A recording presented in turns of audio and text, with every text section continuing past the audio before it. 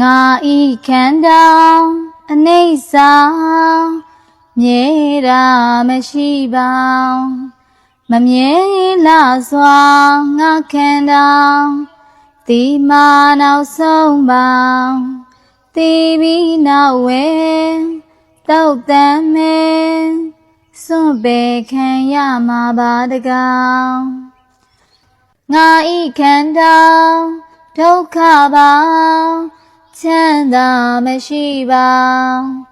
ချမ်းသာကင်းကွာငါခန္ဓာ